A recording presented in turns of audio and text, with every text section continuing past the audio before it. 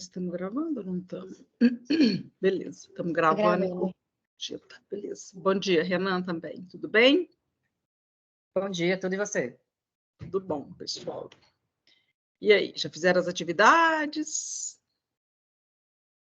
Já, eu estou terminando o texto já. Eu também, só que eu não enviei ainda não. Tá aqui salvo. Não precisa de enviar, gente. Estou perguntando se vocês estão fazendo, se vocês estão com dificuldade, entendeu? Prazo para enviar ainda tem, né? Acho que é o quê? Dia 22? Dia 26? Dia 22. Né?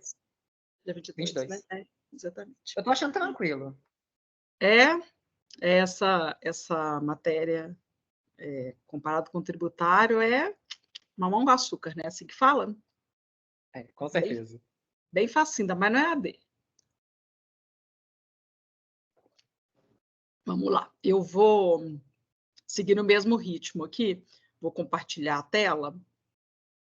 Eu vou ver aqui onde é que nós paramos e a gente vai dando continuidade. Vocês, né, como sempre, fiquem à vontade aí para me interromper, para fazer perguntas, tá? Às vezes eu não consigo ver se vocês levantarem a mão, mas pode me chamar que eu interrompo aqui, tá? Vamos lá. Chururuca, janela. Aqui. Compartilha. Apareceu aí para vocês? Sim, né? Sim. A gente viu tudo daqui para trás. Então, esse último slide que a gente estava falando de precificação, que a gente estava falando, né, de como é que a auditoria funciona, se o auditor olha a totalidade dos registros, a gente falou que não, em função da questão de custo, né, que ficaria muito caro, e de prazo, né, do prazo que ele tem para concluir, né, as empresas têm interesse que os auditores avaliem toda a parte dos registros contábeis, as demonstrações financeiras, o mais rápido possível, para que eles possam fazer as divulgações para o mercado, né, para os usuários dessas informações. E aí aqui a gente, né, deu um exemplo, a gente estava falando de precificação e eu tinha mostrado para vocês como é que funciona. Aí aqui, falando um pouquinho de auditoria interna, a gente ia começar aqui. Então, o que acontece? Até então, aqui a gente estava falando da auditoria externa, da necessidade do mercado, por que ela surgiu, da necessidade das empresas captarem recursos, da necessidade dos investidores acreditarem, né, das informações disponibilizadas serem informações de credibilidade para bancos, para investidores, para o mercado de forma geral, que é o usuário dessa informação, e aí a gente vai falar um pouquinho da auditoria interna. Vou passar tudo aqui. Então, a auditoria interna, qual é o ponto? Ela surgiu em decorrência da própria auditoria externa. Né? Na medida em que as empresas passaram a ser auditadas, começaram a ser identificadas uma necessidade de controles internos cada vez mais fortes, né, para gerar informações mais confiáveis nas demonstrações financeiras. E aí a auditoria interna ela surge porque, como a auditoria interna fica dentro da empresa, né, são empregados da instituição, eles ficam o ano inteiro ali, então eles podem fazer um planejamento de olhar toda a parte dos controles mais significativos, mais relevantes, e dos controles operacionais também, numa extensão que a auditoria externa não vai fazer. Então, eles conseguem fazer esse trabalho, né, com uma extensão, né, muito maior. E por que ela surgiu também? Né? Porque o que acontece?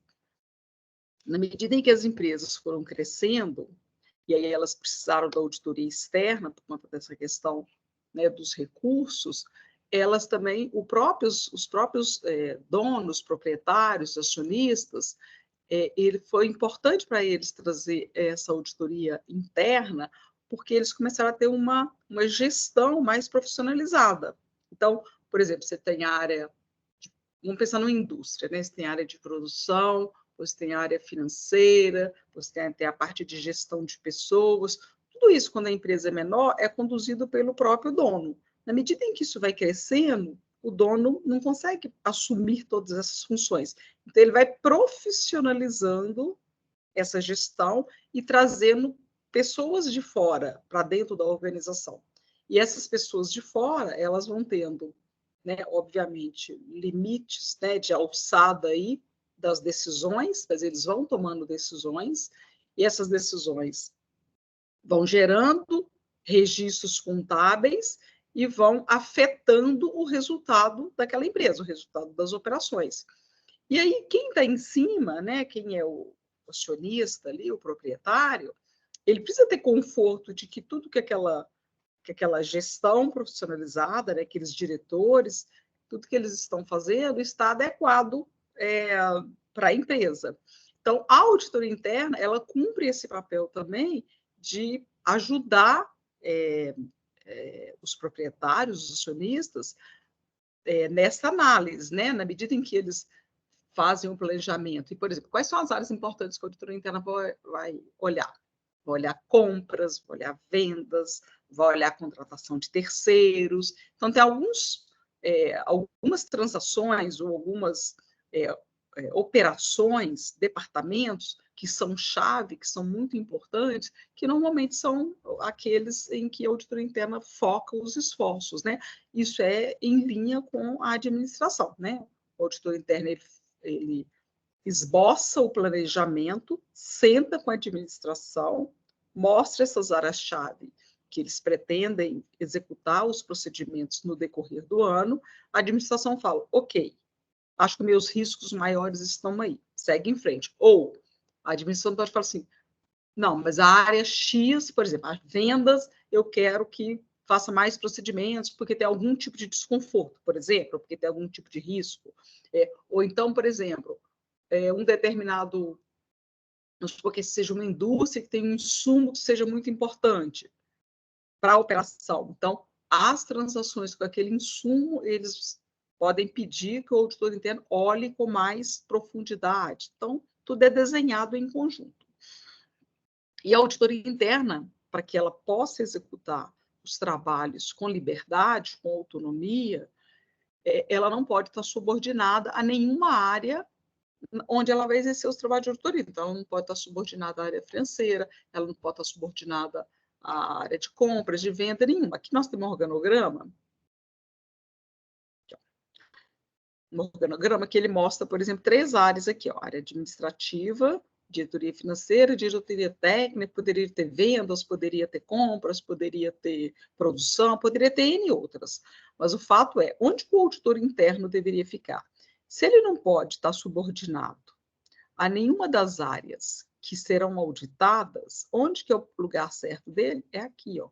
Ele fica entre a presidência e as diretorias, porque ele é como se fosse uma área de apoio à presidência, de apoio à administração, de apoio ao acionista, entendeu? Para que ele tenha essa liberdade. Então, se ele vai auditar processos contábeis, porque pensa, se ele está subordinado, se o auditor interno está subordinada à área de contabilidade, vamos supor que na execução dos trabalhos que ele identifica procedimentos contábeis incorretos, registro incorreto de transações.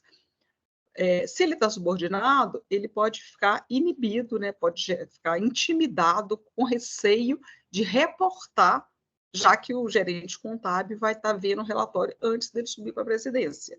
Da mesma forma, se fosse área administrativa, ou se fosse qualquer outra área, entendeu? Então, ele não deveria estar subordinado, por conta da independência. E aí, um outro ponto que surge também, que até tem uma atividade lá para vocês, que é a diferença entre o auditor interno e o auditor externo, né? O que diferencia um do outro? Algumas coisas, que nós até já falamos. Então, primeira coisa, o auditor interno ele é empregado, ele está totalmente subordinado à empresa que está sendo auditada. Já o auditor externo é um terceiro, ele presta serviço, ele não tem vínculo empregatício, nem pode ter, né? Ele tem que ter independência para poder fazer. Está embaixo aqui, ó. Ele tem que ter maior grau de independência para poder executar os procedimentos dele e emitir o relatório. O auditor interno, como ele é empregado, né, ele vai ter um grau de dependência menor sempre. O auditor externo, o objetivo dele são as demonstrações financeiras. Então, razoabilidade dos procedimentos contábeis adotados e da situação patrimonial e financeira da empresa. Ponto. O auditor interno, ele não, ele vai olhar toda a parte contábil, mas ele também vai olhar a parte operacional. Então, por exemplo, se a gente fala de uma empresa que tem, por exemplo, estabelecimentos em vários estados, que atua no Brasil inteiro, o auditor externo vai visitar estabelecimentos? Vai, mas ele com certeza não vai visitar todos os estabelecimentos. Ele vai fazer uma avaliação de riscos e aí ele vai selecionar aqueles estabelecimentos ou mais relevantes, ou onde ele acha que pode ter um risco maior por alguma questão específica e tal. Agora, o auditor interno, não, ele vai visitar todos. Se for uma empresa muito grande, talvez o auditor interno não consiga visitar todos durante o ano, mas ele provavelmente vai ter uma escala, vai fazer um rodízio, de forma que todos eles acabem sendo visitados para que ele, né, execute procedimentos e veja se está tudo ok. Do ponto de vista de objetivos. No caso da auditoria externa, qual é o objetivo dele? O objetivo dele é emitir um parecer sobre demonstrações contábeis. Esse é o objetivo. Para quê? Para ver se a situação patrimonial e financeira, o resultado das operações, as mutações do patrimônio, ou seja, todos os quadros que a gente fala, que compõem a demonstração financeira, se eles estão adequados e estão de acordo com os princípios contábeis. Então, este é o foco da auditoria externa. Já o auditor interno, o que ele está preocupado? Ele está preocupado em ver a questão das normas internas, se elas estão sendo cumpridas, a questão da necessidade de melhorar alguma norma, algum controle, ou implementar um controle novo, tá vendo? Vai ficar a necessidade de novas normas, e também ver a parte contábil e operacional. Então, ele olha isso também. Só que ele tem uma preocupação, o auditor interno, maior, não maior, porque o auditor externo também tem uma preocupação grande, mas numa extensão maior com controles internos, porque o que não estiver funcionando adequadamente, o auditor interno vai apontar que não está funcionando e já vai indicar um aprimoramento e, se for necessário, vai ter depois da implementação, ele vai lá checar para ver se está funcionando de forma adequada. O auditor externo, ele foca também muito nos controles, igual nós já falamos, dos controles, principalmente das operações mais relevantes, mas o objetivo dele não é este. Ele foca nos controles porque os controles auxiliam o auditor externo na avaliação dos riscos. Por isso ele foca nos controles, porque lembra que a gente falou, se o controle é bom, ele diminui a amostra de testes. Se o controle é frágil, ele aumenta a amostra de testes. Então, por essa razão que ele olha os controles. Agora, aqui na auditoria interna, não. O objetivo é garantir que eles realmente estão funcionando 100%, entendeu? E se tem necessidade de alteração ou de implantação de novos controles. O auditor interno, ele tem um volume, né, ele efetua um volume de teste muito maior, porque ele está lá dentro da empresa, e o auditor externo é um volume menor de testes, né? E, de novo, aqui, isso que está no nosso material, eu só trouxe para cá, reforçando, né? Que a preocupação do auditor externo, quando ele define o volume de testes, é identificar erros que sejam materiais, que possam afetar de forma significativa a demonstração financeira. Esse que é o objetivo. Beleza. Tranquilo aqui nessa questão de auditor interno e externo? Sim. Sim. Então, joia. Aí a gente tem alguns órgãos que estão relacionados à auditoria interna e externa, né? Então, vamos lá. Então, a primeira coisa é a CVM, que regula o mercado de capitais e que exige a auditoria externa para as empresas de capital aberto e define as regras. Esse é o órgão maior, assim, relacionado à auditoria. Depois a gente tem o IBRACON. O IBRACON, na verdade, ele é um órgão técnico, né? Então, ele produz conteúdo técnico que seja importante ali no dia a dia. Então, por exemplo, tem assuntos novos, por exemplo, que surgem. Então, vou dar um exemplo aqui na área tributária que fica mais fácil para mim. Então, por exemplo, quando surge essa discussão de base de cálculo de tributos. E aí as empresas começam a ter ganho, por exemplo. E aí surge dúvida de como é que você reconhece contabilmente e divulga nas demonstrações financeiras aqueles, né, ganhos, já que quando a gente fala de assuntos que estão sendo discutidos durante muitos anos, por exemplo, um exemplo mais objetivo, aquela questão da exclusão do ICMS da base de cálculo da COFINS, né? Se considerar sem o ICMS. Como era uma discussão que, em alguns casos, envolvia 20 anos de discussão, quando houve a solução, a decisão final favorável aos contribuintes, começou a surgir dúvidas de como é que você registrou hoje um assunto, né? Ou seja, um pagamento a maior de COFINS, porque o ICMS era incluído na base e chegou-se à conclusão que não deveria ter sido. Então, você pagou o COFINS a maior durante 20 anos e agora você tem o direito de crédito deste montante, ou o direito de ressarcimento, né? Depende do processo. Como é que você faz para você registrar contabilmente para você divulgar isso para o mercado? Aí você tem várias questões. Primeiro, como é que você levanta estes números de 20 anos atrás? Como é que você atualiza estes valores? Como é que você tem segurança de que aquele número que você levantou, de fato, é o que a Receita vai concordar? Porque você teve, nesses 20 anos, você tem troca de moedas, você tem forma de atualização diferente. Como é que você garante que aquele número que o contador ou que o pessoal do tributário levantou fecha com os documentos, com as notas fiscais de venda e que na hora que chegar para a Receita dar o ok no crédito, ela não vai glosar uma parte, não vai discordar de uma parte.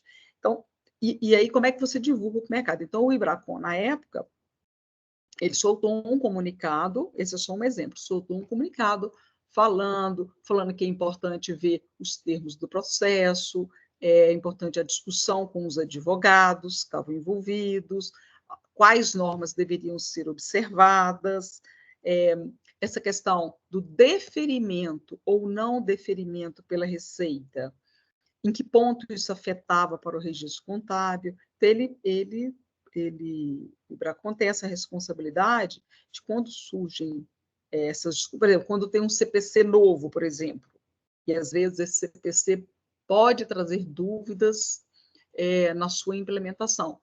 Aí o Ibracon percebe essas dúvidas, porque o Ibracon ele é formado por auditores, né, de forma geral.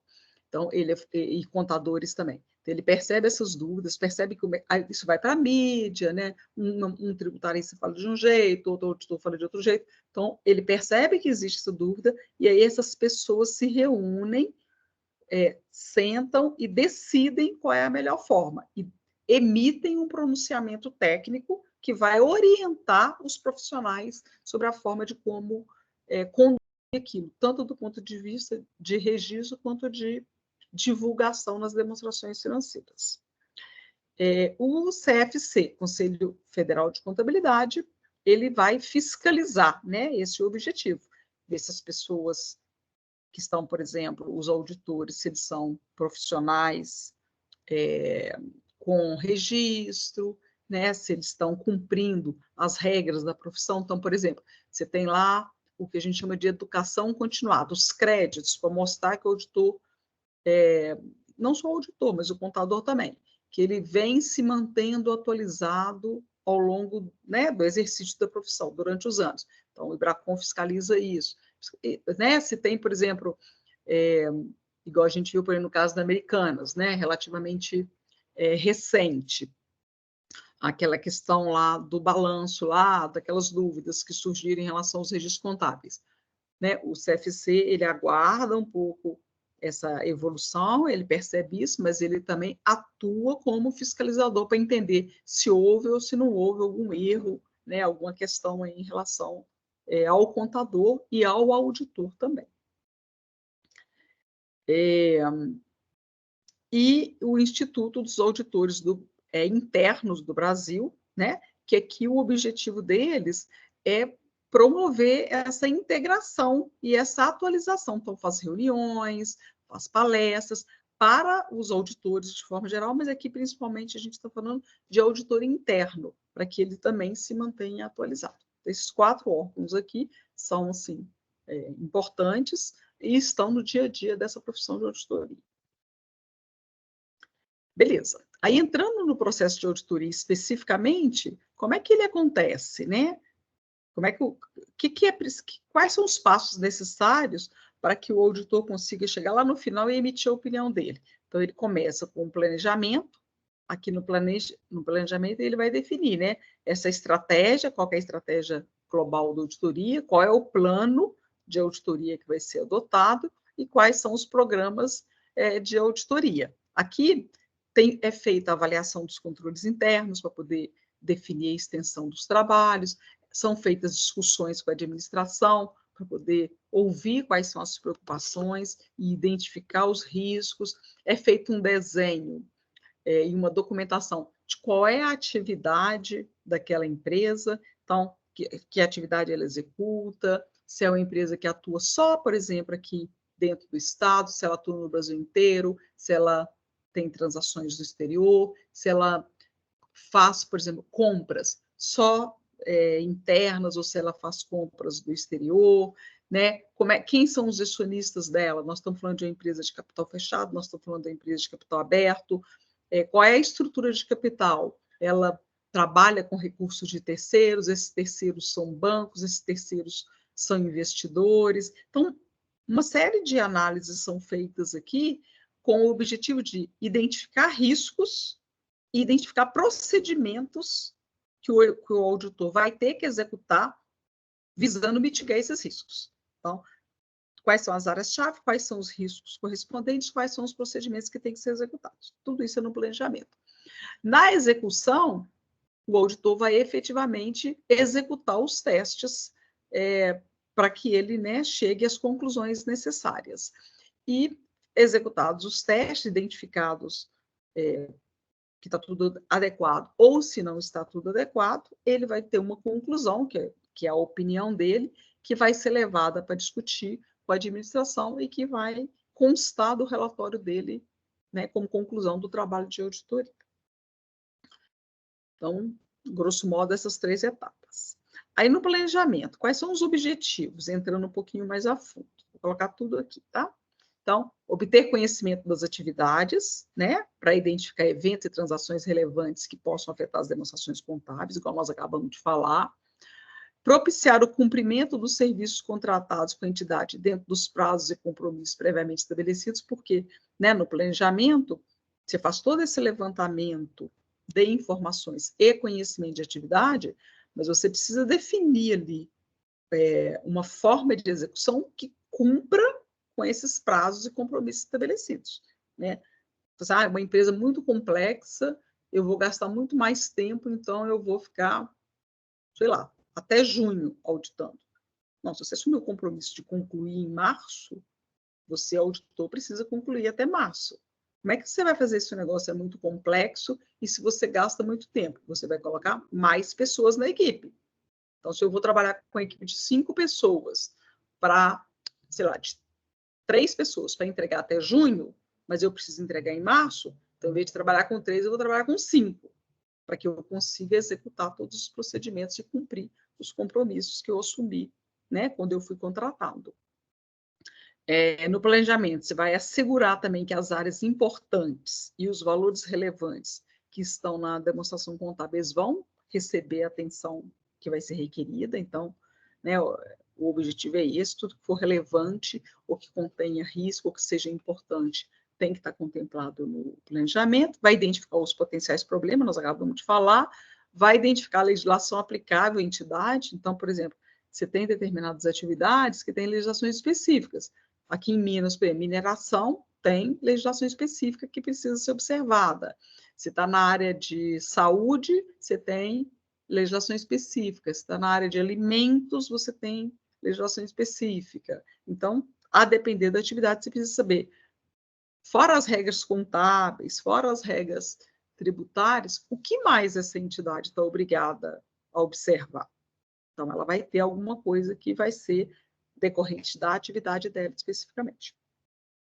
E aí, feitas todas essas análises, ele vai estabelecer qual é a natureza dos exames que ele vai fazer, qual é a oportunidade, ou seja, em que momento eles vão ser executados e em que extensão. Então, qual é a natureza, qual é o momento e qual é a extensão dos exames que ele precisa fazer para que ele possa concluir os trabalhos, né, os trabalhos dele de auditoria que estão na proposta de trabalho. Definindo a extensão. Esse quadrinho está lá no nosso material. Então, para ele definir qual é o fluxo, né? Ele faz o planejamento, aí o planejamento envolve duas etapas principais: avaliação de controle interno e revisão analítica. Controle interno nós já falamos um pouco, mas né, na aula anterior. Revisão analítica é o quê? Revisão analítica são procedimentos que o auditor executa para poder identificar situações anormais ou não usuais. Por exemplo, quando você pega uma demonstração financeira, então você pega ativo, passivo e resultado, e você coloca o ativo um ano comparado com o outro, então você coloca, vamos supor que você está auditando 2023, aí você coloca o ano de 2023, todas as contas, caixa, contas a receber, estoques, sei lá, imobilizado, fornecedores, financiamentos, salários, patrimônio, e vai lá no resultado a mesma coisa, receita, custo, né? Você coloca 23 comparado com 22. E aí você pode fazer aquela análise vertical e horizontal, que vocês já devem ter visto em alguma outra disciplina aí, não já? Análise vertical e horizontal? Sim, né, pessoas? Ou não? Sim, já. Já, beleza. Aí, quando você faz aquela análise e você compara um período com o outro, você consegue perceber, identificar se tem alguma variação não usual ou anormal. Então, o custo subiu muito, o financiamento subiu muito, ou diminuiu muito, ou contas a receber diminuiu muito, ou o PDD aumentou. Qualquer coisa que seja identificada dessa natureza, o auditor vai sentar e discutir para entender o que aconteceu. Por quê? Porque uma oscilação diferente do esperado pode indicar algum risco novo, ou alguma transação nova, ou alguma operação que começou, ou alguma operação que foi descontinuada, alguma coisa do gênero. Essas análises é o que a gente chama aqui de revisão analítica, e elas são importantes porque, na medida que se percebe que existem essas variações, essas oscilações, né, fora do esperado, elas podem indicar a necessidade de trabalho adicional. Por isso que elas precisam ser consideradas na etapa do planejamento junto com a avaliação dos controles internos. Beleza, então concluído aqui o planejamento, passa a execução dos procedimentos de auditoria, o auditor colhe as evidências. O que são as evidências? Tem um slide aqui que nós vamos falar. Avalia essas evidências e emite o parecer. Então, a grosso modo, o fluxo é este. Isso a gente acabou de falar. A partir da avaliação dos controles, você vai definir a extensão dos procedimentos. Né? E o que são as evidências que nós estamos falando? As informações que fundamentam os resultados da auditoria são chamadas evidências, que devem ser suficientes, fidedignas, relevantes, úteis, de modo a fornecer base sólida para a obtenção de conclusões razoáveis. Então, ou seja, quando o auditor efetua os procedimentos e chega às conclusões, né, em relação aos trabalhos feitos, essas conclusões que ele chega, elas estão fundamentadas nas evidências que ele obteve. Então, o que são as evidências? As evidências são todas as documentações disponibilizadas que ele verificou ou acrescida, né, adicionada das análises que ele efetuou, das discussões, das análises dessas informações, ou das discussões com a administração, tudo que ele colhe, tudo que ele utiliza para formar a opinião dele, é o que a gente chama de evidências. E essas evidências, né, para que elas tenham valor e para que elas suportem de forma adequada a opinião dele, é que a gente fala que elas têm que ser relevantes, suficientes, né? Então, vamos supor, o auditor está olhando a parte de vendas, e aí o cliente disponibiliza, por exemplo, notas fiscais de venda para um determinado cliente, mas não disponibiliza o contrato. E vamos supor que exista um contrato, seja uma situação em que tenha um contrato firmado. Então, para que a evidência seja suficiente, ele precisa olhar as notas e o contrato. Se ele olha só as notas, ele tem parte das evidências, mas elas não são suficientes. Por quê? Porque no contrato pode ter algum termo, alguma cláusula de responsabilidade ou de limitação de fornecimento, alguma cláusula que impacte as operações e que não esteja sendo observada pela companhia. Então, o auditor precisa observar todas as informações que são relacionadas àquela transação que ele está avaliando. E elas têm que estar documentadas, né? Tudo que o auditor observa, tudo que ele avalia, toda a documentação que ele inspeciona, todos os testes e exames que ele executa, ele tem que documentar o trabalho dele. Quando ele conclui e emite o parecer, aquele parecer dele vai estar apoiado num volume de papéis de trabalho que ele preparou e que conduzem e que levam e que mostram e que estão relacionados àquela conclusão que ele chegou. Então, se um terceiro, por exemplo, então vamos supor que o auditor emita um parecer com uma ressalva, né? Algum assunto ele entende que está incorreto. Se um terceiro, pode ser um terceiro, vamos só esclarecer, os papéis de trabalho do auditor são do auditor. Ele não tem obrigação de disponibilizar para ninguém, nem para a empresa, nem para nenhum terceiro, nem para banco, nem para o mercado, para ninguém.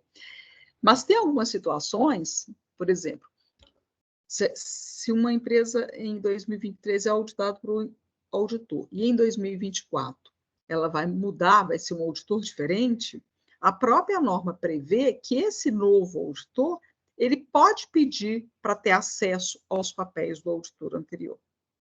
Então, vamos supor, voltando no meu exemplo, porque a empresa teve uma ressalva em relação a algum procedimento incorreto.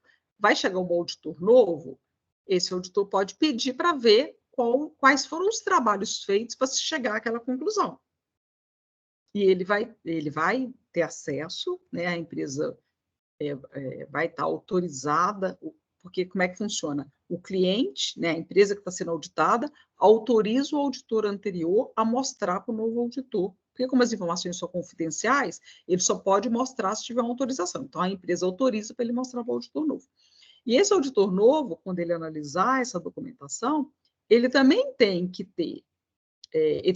concordar que essas evidências, elas também foram suficientes, elas relacionam-se a informações que são relevantes. Então, tudo isso que nós estamos falando aqui, esse mesmo auditor, esse novo auditor, ou um terceiro, sei lá, vamos supor que seja um assunto que vá para a justiça, e que o juiz envolva um perito, por exemplo, e que o auditor precise disponibilizar esses documentos. Então, esse terceiro aí que for avaliar também tem que chegar à conclusão que as evidências estão adequadas e foram suficientes, entendeu? Então, é muito importante que todo o trabalho que o auditor faça, ele esteja documentado. No final do dia, isso é que a gente precisa ter em mente. Outra coisa importante que a gente tem no nosso material é essa questão da direção dos testes, né? E aqui nós estamos falando de subavaliação e superavaliação. O que significa isso? Quando o auditor, ele olha para a demonstração financeira. E aí, quando ele olha para a demonstração financeira e olha para os saldos das contas, ele tem que ter duas preocupações. Se aquele saldo tem o risco dele estar superavaliado ou subavaliado. Então, superavaliado vai ser quando, com base nessas evidências e comprovações, o auditor chegar à conclusão de que ele está registrado de forma incorreta para mais. E no subavaliado, que ele está registrado de forma incorreta para menos. Então, existem essas duas possibilidades que o auditor olha para o balanço e faz teste visando confirmar. né, para ver se estão ou não adequados. Quando a gente fala disso daqui, o que acontece? Então, a gente fala, é mais prático a gente olhar para as contas do ativo, para poder buscar a subavaliação, a superavaliação, perdão, e para as contas do passivo para buscar a subavaliação. Por quê, gente? Vamos pensar um pouquinho. Vamos pensar no contas a receber, que é um exemplo prático. O objetivo de toda a empresa é ter números bons e resultados bons. Então, por exemplo, quando você olha para a conta de contas a receber, pode ser, eventualmente, né, pode acontecer de ter um erro de superavaliação. Por quê? Porque como a contrapartida de contas a receber é a conta de receita no resultado, e quanto maior a receita, a tendência é de geração de um lucro maior, que é o objetivo de todo mundo. Então, o auditor tem que olhar para a conta de clientes e para a conta de receita, pensando que pode haver que é mais provável, que é mais possível, que ali tenha uma superavaliação do que uma subavaliação. Quando ele olha, por exemplo, para a conta de empréstimos no passivo, é o contrário. Qual é o risco maior? É de você ter empréstimos registrados para menos. Mas, poxa, mas como é que o cara vai ter empréstimo registrado para menos se o empréstimo está contratado, se tem um contrato, né, definindo qual é o valor, quais são os montantes e etc. e tal. Pode ser que, por exemplo, eu já vi algumas vezes a empresa não registra juros por competência, juros de passivo, né, juros a pagar. Ela só registra juros quando ela paga. Então, quando eu pago uma parcela do empréstimo, e ali está embutido juros, aí eu registro a parcela paga e os juros. Mas, vamos supor que a empresa contrate um empréstimo e tenha a carência de 1 ano para poder começar a pagar. Numa situação dessa, o que vai acontecer? Independentemente do pagamento, ela vai registrar os juros, porque você contratou ele em janeiro de 23. Em fevereiro, você já deve juros. Em março, você deve juros. Em abril, você deve... Pouco importa se você vai pagar só em 2024. Para a sua demonstração financeira estar correta, os juros devidos por competência têm que estar registrados contabilmente. Então, quando o auditor olha, por exemplo, para o passivo, ele sempre está procurando ver se ele consegue identificar subavaliação, que é esse exemplo que eu dei, ou seja, passivos registrados a menor. Bom, devido ao registro de transações pelo sistema de partidas dobradas, quando se avalia uma conta, indiretamente se avalia a outra. Foi o exemplo que eu dei. Quando você olha para a conta de contas a receber no ativo, automaticamente você avalia a conta de receita no resultado, porque as duas estão vinculadas, né? Por conta da questão do registro contábil por partidas dobradas. Mesma coisa do financiamento. Você olha para a conta de financiamento, automaticamente você olha a conta de despesa financeira no resultado. Então, sempre que você olha uma conta patrimonial, ela, na maior parte das vezes, está relacionada, ela pode ter um impacto em uma conta de resultado. Se olha imobilizado, por exemplo, você vai ver a depreciação lá no ativo e você vai ver a depreciação lá no resultado, na despesa de depreciação. Entendeu? Então, vários exemplos. Eu acabei de falar esse negócio de despesa financeira e financiamento. A gente já falou isso. Como é que você faz o teste de superavaliação? Quando o auditor quer identificar um ativo superavaliado, o que ele faz? Vamos supor, um ativo superavaliado, quantas a receber, por exemplo. Ele parte da conta que está registrada contabilmente lá no ativo e pede a documentação de suporte. Então, aqui tem um esqueminha. Na verdade, o esquema nosso aqui é com estoque. Pode ser estoque também. Então, como é que funciona? Você vai lá na sua conta de estoque e você vê quanto está registrado lá. Então, por exemplo, é a conta de matéria-prima, por exemplo. Né? Então, você tem um saldo aqui, ó, de 8.321. Você partiu de 8 milhões, debitou, creditou, chegou em 8.321. Né? Como é que o auditor...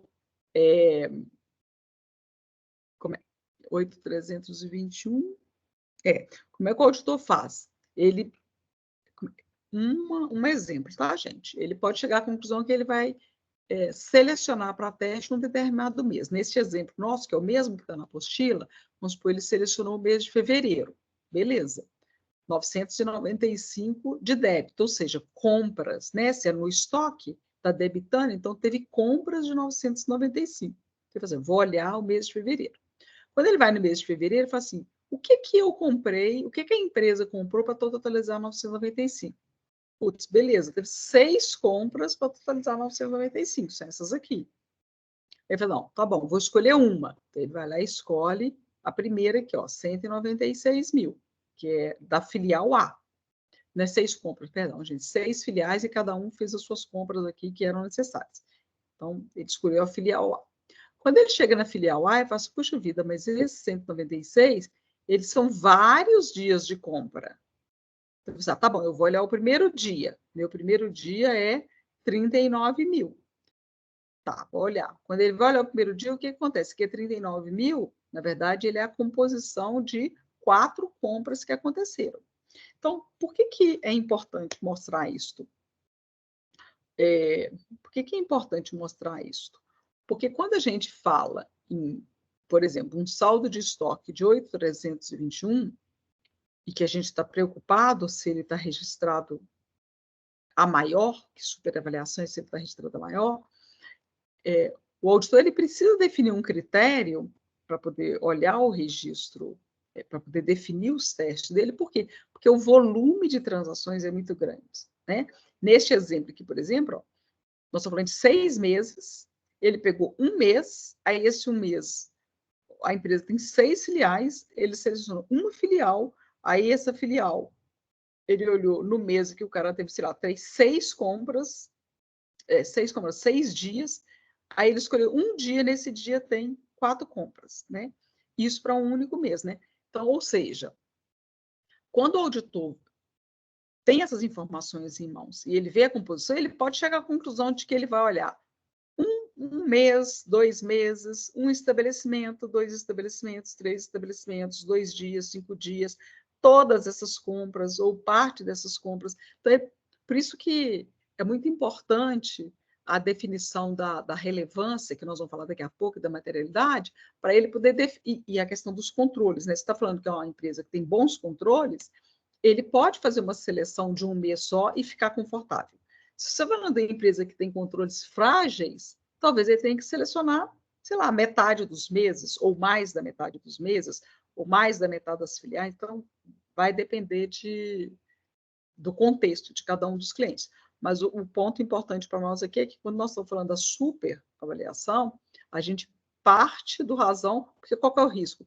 O risco é que aqui no razão tem alguma coisa contabilizada que não tenha suporte documental, que esteja contabilizada de forma incorreta. Por isso que parte do razão para o documento, né? Então, vai percorrendo todo o caminho até chegar no documento e confirmar que realmente aquele valor que está registrado está adequado, não está superavaliado. Então, o que são as incorreções? Faltar documentos, igual eu acabei de falar, ou ter documentos que não sejam, né, válidos, idôneos, ou ter um registro contábil incorreto, tá vendo aqui, ó, partiu de 8 milhões. Pode ser que as transações do ano estejam todas registradas corretamente, mas pode ser que haja um problema nesse saldo inicial. Como é que o auditor faz? Quando ele está auditando a empresa pela primeira vez, se ela é uma empresa já auditada, ele pode olhar os papéis de trabalho do auditor anterior, mas ainda assim ele vai colocar no relatório uma ressalva de que ela era auditada anteriormente pela empresa XYZ e ele está no primeiro ano dele. Se ela não era auditada anteriormente, ele provavelmente vai fazer procedimentos, vai executar procedimentos, ele vai executar procedimentos para poder tentar validar esse saldo aqui da melhor forma, entendeu? Beleza. O que você pode ter? Você pode ter atualizações incorretas de encargos, não é o caso de estoques, mas se você está falando, por exemplo, de um contas a receber que está vencido, supostamente você poderia ter ali encargos, né, juros né, devidos por cliente. Você está falando de um passivo de empréstimo, você pode também ter encargos que podem estar corretos ou não. Você pode ter baixas indevidas no estoque, pode ter acontecido, você pode chegar à conclusão, não por essa análise, mas, por exemplo, você pode chegar à conclusão se você fizer um inventário físico. Você pode encontrar mais produtos do que o que está registrado contabilmente. Ou você pode ter uma contrapartida incorreta, né? Um registro contábil incorreto mesmo, de uma compra, de uma venda, e etc. Na subavaliação, o que acontece? Você parte do documento, porque se você está falando de subavaliação, você está falando de transação que pode não estar registrada. Então, não adianta você partir do contábil, você tem que partir da documentação, é o contrário. E aí aqui a gente tem um exemplinho parecido, só que é com vendas, onde a gente parte da documentação, então pegou uma filial tal, filial A, na data de 5 de março, e olhou tudo que ela vendeu. Vendeu 36 mil por 5 notas. Aí vem no registro intermediário, vê se lá tem as 36 mil no dia 5. Ok, tem as 36 no dia 5. Aí quando você olha o mês de março inteiro, além do dia 5, tiveram vendas em outros dias que totalizaram 210. Aí você vai lá na composição por filial e vê que realmente lá está registrado 210 e você vem e que somado com outras filiais totalizam 230, que é o que está no razão geral aqui, ó.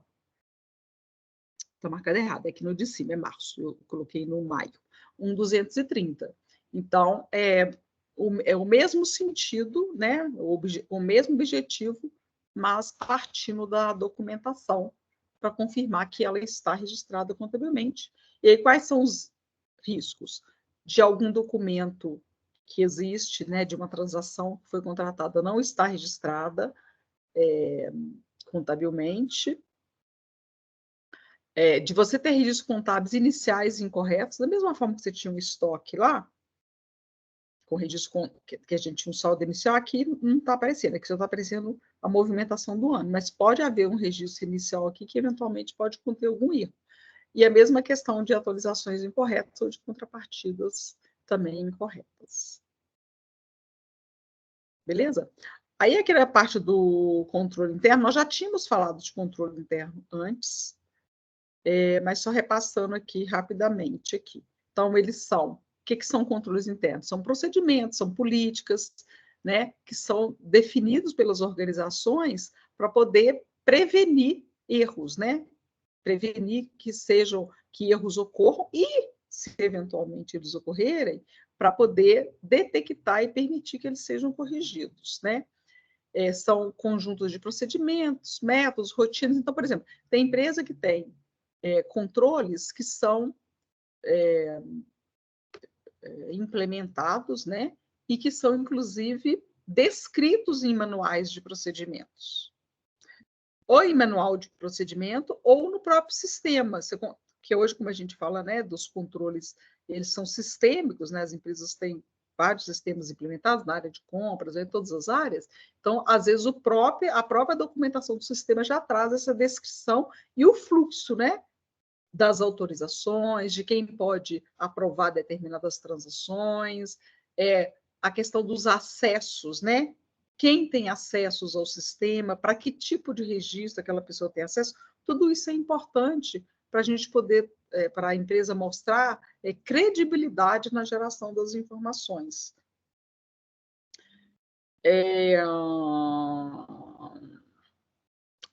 Beleza. Aí aqui, quando a gente fala da relação, né, da garantia razoável de que os negócios, de que os objetivos estão sendo atendidos, e a gente está falando aqui de políticas, procedimentos ou práticas, a gente está relacionando isso a controle contábil. Agora, quando a gente fala da produção de números contábeis confiáveis, nós estamos falando aqui mais de controles administrativos. Aqui a gente tem uma tabelinha, ó, com um exemplo de controles contábeis e exemplo de controles administrativos. Então, contábeis. A gente tem as conciliações contábeis que são feitas, sistema de conferência, aprovação, autorização de acordo com com grau, né, de alçada que está definido previamente.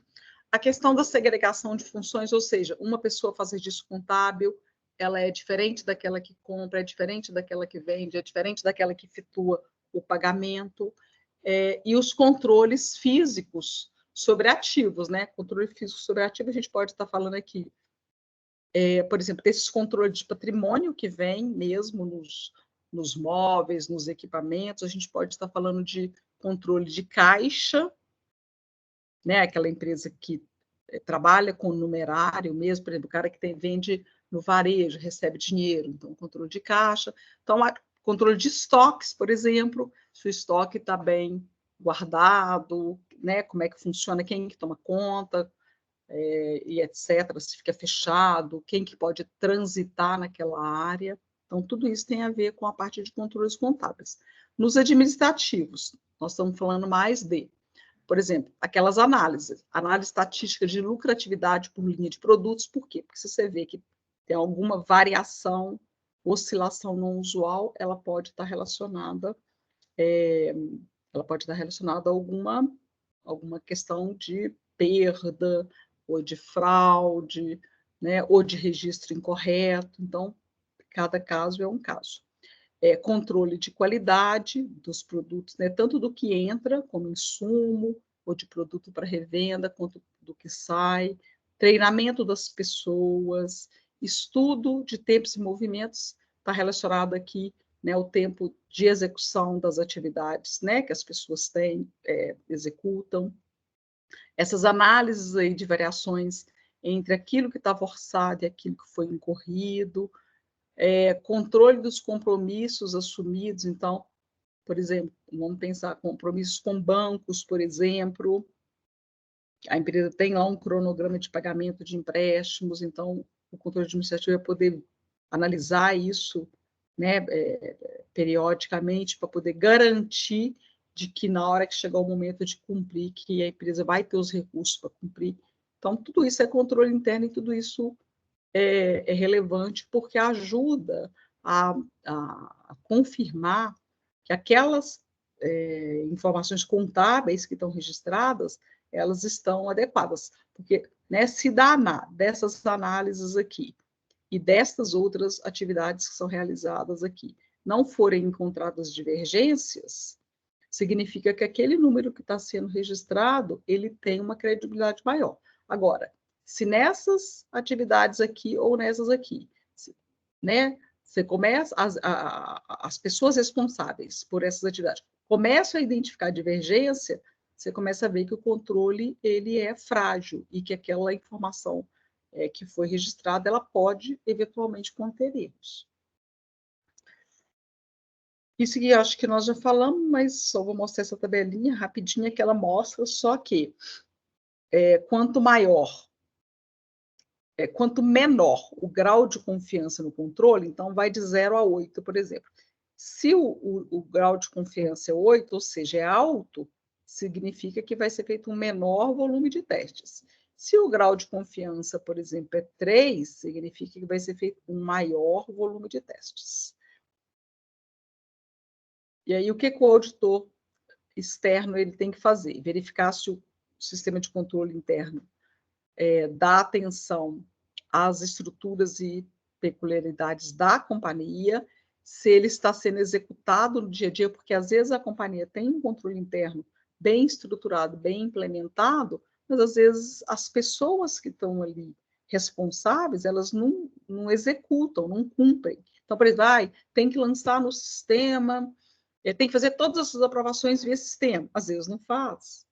Às vezes a aprovação, dependendo da natureza da transação, ela é feita direta, de forma verbal, pelo diretor financeiro, por exemplo.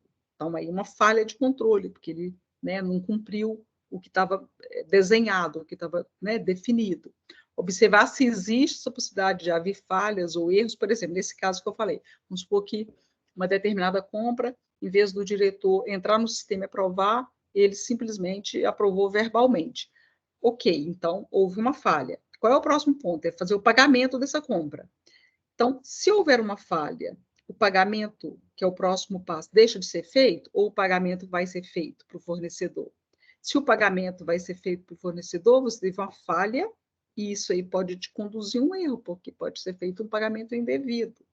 Então, quando o auditor avalia, ele avalia também quais são as consequências quando acontece alguma falha e como é que o sistema cerca para evitar que erros sejam, que a empresa, né, tenha erros. E, em função dessas análises, ele vai ver essa questão do volume de testes, que nós já falamos. Quando a gente olha nos controles, então, várias coisas precisam ser consideradas na avaliação. O tamanho e complexidade das atividades da empresa, então, quanto maior a empresa e mais complexa, mais controles ela tem e maior a necessidade deles. Quais são os sistemas de informação contábil que ela utiliza, quais são as áreas de risco de auditoria, qual é a natureza da documentação e qual é o nível de informatização que a empresa tem. Então, a empresa que tem muitas rotinas, né, manuais, né, poucos sistemas implementados, né, ela tem uma tendência de ter riscos maiores do que uma empresa que está toda estruturada do ponto de vista sistêmico. Qual é o grau de centralização ou descentralização da decisão que é adotado? Então, tem empresas que têm muitas decisões que estão centralizadas nos proprietários ou no acionista, né, ou nas diretorias, e tem outras empresas que não, que elas, né, são mais descentralizadas. Em ambos os casos, tem riscos. Se você tiver muita centralização, isso pode trazer determinados riscos, porque as decisões são mais demoradas, às vezes a pessoa que está centralizando, ela não consegue olhar no nível de profundidade que deveria olhar, então tem risco. Se é muito descentralizado, também pode ter risco. Por quê? Porque tem muitas pessoas envolvidas e fica mais difícil de você monitorar quais são as decisões que essas pessoas estão tomando. Então, tem sempre que analisar as situações. E também o grau de envolvimento da auditoria interna. Se tem um departamento de auditoria interna e que trabalhos, né, como é que foi feito o planejamento das atividades e como é que foi executado e quais que foram as conclusões que eles alcançaram. Beleza, eu acho que, deixa eu voltar aqui, onde estou.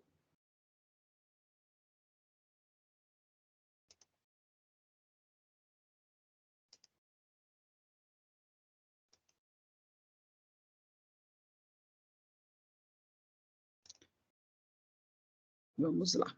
Pessoas, estão me ouvindo aí? Vou parar de compartilhar. Sim, sim. Sim. Então, beleza. Ó, eu vou parar de compartilhar e eu vou encerrar por aqui, porque nosso tempo é curto.